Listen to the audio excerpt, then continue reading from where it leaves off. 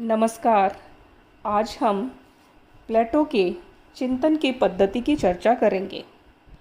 प्लेटो ने अपने विशाल ग्रंथ राशि में अनेक प्रकार की चिंतन पद्धतियों का प्रयोग किया था।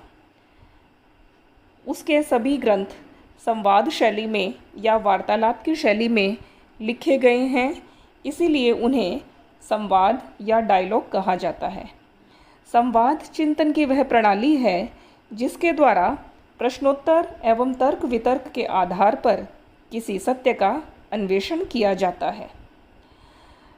इस संवाद शैली के भीतर भी प्लेटो ने अपने उद्देश्य को संप्रेषित करने के लिए अनेक प्रकार की पद्धतियों का प्रयोग किया।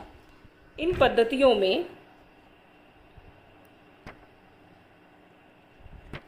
मुख्यतः द्वंद्वात्मक पद्धति, विश्लेषणात्मक पद्धति, स्वोद्देश्यात्मक पद्धति, निगमनात्मक पद्धति, सादृश्यतामूलक पद्धति और ऐतिहासिक पद्धति का नाम प्रमुखतः लिया जा सकता है।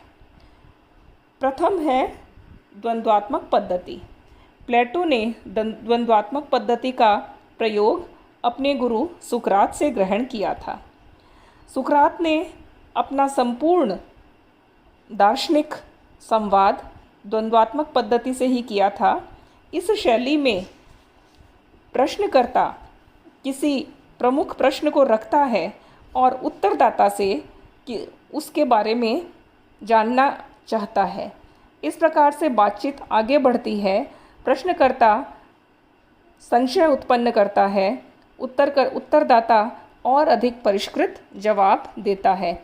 इस प्रकार वार्तालाप धीरे धीरे आगे बढ़ता है और तर्क वितर्क के आधार पर सत्य के अन्वेषण का, उसकी अभिव्यक्ति का और सत्य की परिभाषा का प्रयास किया जाता है। प्लेटो की दूसरी पद्धति है विश्लेषणात्मक पद्धति। इस पद्धति में किसी मूल विचार या किसी मूल वस्तु को खंड खंड पृथक पृथक करके देखने या समझने का प्रयास किया जाता है ताकि उन विभिन्न तत्वों से निर्मित उस संपूर्ण वस्तु को देखा या जाना जा सके। प्लेटो ने विश्लेषणात्मक पद्धति का प्रयोग आत्मा के संकल्पना को जानने के लिए किया था। प्लेटो ने आत्मा के 3 तत्वों की चर्चा की थी, साहस, विवेक और क्षुधा। इन तीनों तत्वों को पृथक पृथक अध्ययन करके उसने व्यक्ति के स्वभाव और तत्पश्चात राज्य के निर्माण की बात करी थी। तो इस तरह से प्लेटो की यह विश्लेषणात्मक पद्धति ही मूलतः प्लेटो के दार्शनिक राजा के सिद्धांत और आदर्श राज्य के सिद्धांत के आधार को प्रस्तुत करती है।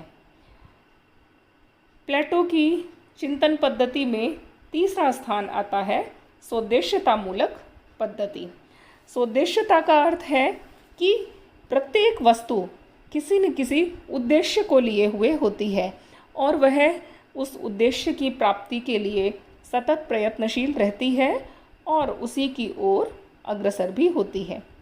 दूसरे शब्दों में प्रत्येक वस्तु की गति अपने उद्देश्य के द्वारा ही निरूपित होती है। प्लेटो ने इस स्वोद्देश्यता का प्रयोग दार्शनिक राजा और उसके शिक्षा सिद्धांत के लिए किया है और उसने ये बताया है कि प्रत्येक वास्तविक राज्य का उद्देश्य भी आदर्श राज्य की ओर उन्मुख होना है। इसी प्रकार से दार्शनिक राजा का उद्देश्य भी राज्य के सर्वोच्च आदर्श को प्राप्त करना है। प्लेटो की अगली प्रमुख पद्धति है निगमनात्मक पद्धति और अनेक बार प्लेटो को निगमनात्मक पद्धति का जन्मदाता भी माना जाता है। निगमनात्मक का अर्थ है कि पहले से माने गए मूलभूत सिद्धांतों के आधार पर आगे अपनी सिद्धांत का चित्रण करना। इस पद्धति में सामान्य से विशिष्ट की ओर चलने की परंपरा रहती है, जिसमें सामान्य पहले से माने गए सिद्धांतों को विशिष्ट उदाहरणों पर लागू किया जाता है। प्लेटो ने निगमनात्मक पद्धति का अनुसरण करते हुए अपने आदर्श राज्य की व्याख्या की थी। इस पद्धति के अनुसार ही प्लेटो पहले से यह मान के चलता है कि प्रत्येक मनुष्य की आत्मा के 3 महत्वपूर्ण भाग होते हैं और उसी के आधार पर व्यक्ति का कर्म और व्यक्ति का स्वभाव बनता है और उसी के अनुरूप वह विभिन्न राज्य 3 घटकों में विभाजित करता है और इस प्रकार से वह इस निष्कर्ष पर पहुंचता है कि आदर्श राज्य के निर्माण के लिए मानव आत्मा के ये 3 महत्वपूर्ण घटक ही महत्वपूर्ण तत्व हैं। एक और पद्धति है प्लेटो की सादृश्यतामूलक पद्धति। जैसा कि नाम से पता चलता है कि इसमें कुछ उदाहरणों के सादृश्य के साथ अपनी बात को समझाने का प्रयास किया जाता है। प्लेटो ने अपने ग्रंथों में इस पद्धति का प्रयोग प्रमुखता से किया और वह प्रकृति जगत से और मूलतः पशुओं के उदाहरण के साथ मनुष्य के स्वभाव या उसके क्रियाकलाप को तुलना करते हुए आगे बढ़ता है। जैसे चौकीदारी के काम के लिए वह एक मानव और मदीन कुत्ता, जो कि एक कुत्ते की नस्ल है, उन्हें एक समान मानता है और उसको फिर वो आरोपित करता है कि जिस प्रकार एक कुत्ता या एक पुरुष चौकीदारी का काम समान रूप से कर सकते हैं, उसी प्रकार राज्य का संरक्षक बनने के लिए स्त्री और पुरुष में कोई भी भेदभाव नहीं होना चाहिए।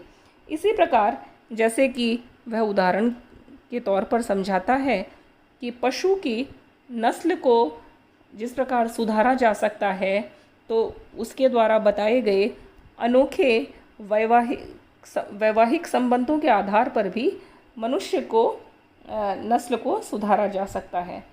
कलाओं का सादृश्य भी बड़ा प्रचलित है, जिसमें वह राजनीति को अन्य कलाओं के समान एक कला बताता है और उसकी यह धारणा है कि जिस प्रकार कलाकार किसी कला के नियमों में नहीं बंधता, वह स्वतंत्र रचनाकार होता है, अपनी कलाकृति को सर्वश्रेष्ठ बनाने का प्रयास करता है, उसी प्रकार उसके आदर्श राज्य का दार्शनिक राजा भी किसी भी प्रकार के कानूनों के बंधन में नहीं रहना चाहिए, क्योंकि वह स्वयं अपने राज्य को सर्वोत्कृष्ट बनाना चाहता है। उसकी अगली पद्धति ऐतिहासिक पद्धति, यद्यपि इस पद्धति का प्रयोग उसने बहुत कम अंश में किया, किंतु फिर भी उसने अपने ग्रंथ रिपब्लिक में इतिहास के अध्ययन के आधार पर राज्यों को 4 भागों में बांटने का प्रयास किया। उसने राज्यों के परिवर्तन चक्र को जो समझाने का प्रयास किया है कि किस प्रकार एकात्मक या राजतंत्र से अधिनायक तंत्र आता है और अधिनायक तंत्र से कुलीन तंत्र और कुलीन तंत्र से प्रजातंत्र, और इस प्रकार से राज्यों का परिवर्तन चक्र चलता रहता है। तो इन विभिन्न पद्धतियों के विश्लेषण से यह बात स्पष्ट हो जाती है कि प्लेटो के चिंतन में किसी एक पद्धति का नहीं, अपितु बहुत सी पद्धतियों का प्रयोग किया गया है और उसे कोई एक नाम नहीं दिया जा सकता। नेटलशिप ने उसकी पद्धति के बारे में यह बताया है कि प्लेटो की पद्धति को न तो आगमन पद्धति और न ही निगमन पद्धति कह सकते हैं, यह तो एक प्रकार की रचनात्मक पद्धति है। इसमें सिद्धांत का निर्माण और उसका व्यवहार में प्रयोग सदा साथ साथ चलता है। इस प्रकार प्लेटो ने अपने चिंतन के उस प्रारंभिक अवस्था में, जबकि दार्शनिक ग्रंथों का लेखन पहली बार प्लेटो ने व्यापक रूप में किया था, और उस समय इन पद्धतियों का सफलतापूर्वक प्रयोग करके अपनी बात को संप्रेषित करने का एक सफल प्रयास किया था। धन्यवाद।